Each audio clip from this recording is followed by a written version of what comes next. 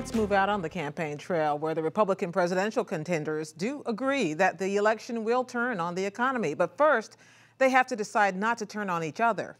Officially in this week, Mitt Romney. Unofficially in, former Utah Governor Jon Huntsman. And officially stirring the pot, Sarah Palin. Romney took aim at Obama. And when Barack Obama came to office, we wished him well and hoped for the best. Now, in the third year of his four-year term, we have more than slogans and promises to judge him by. Barack Obama has failed America. And Palin took aim at Romney.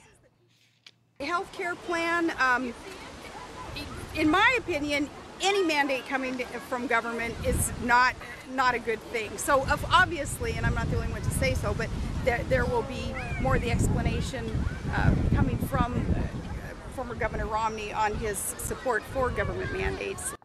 Now, as it happens, she was on her way to or in New Hampshire when she said this, on the same day that Romney was making his well-publicized in advance formal announcement. So was there offense intended here? She was going to a clam bake, and I think she brought some salt along to, to pour in the wounds. But of course, there was offense intended.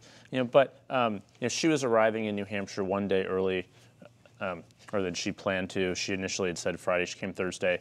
But I think at the end of the day, Governor Romney got a lot of attention for the message that he was giving. He finally announced he was running for president. He's been doing it for a long time. Of course, this is his second bid for the Republican nomination. And he's been kind of in a shell for at least the last 6 months or so, really only holding one campaign event every month.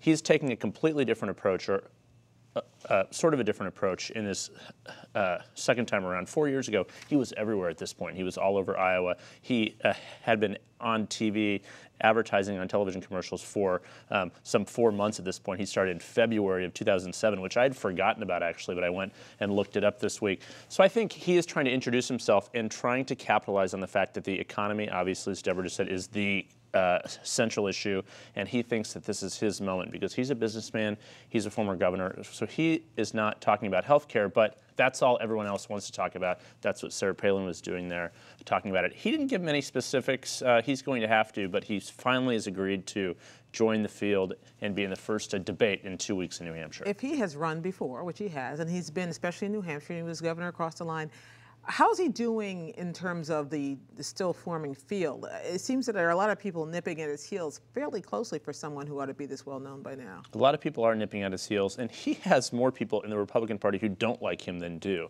in terms of like different groups and different sects of the party.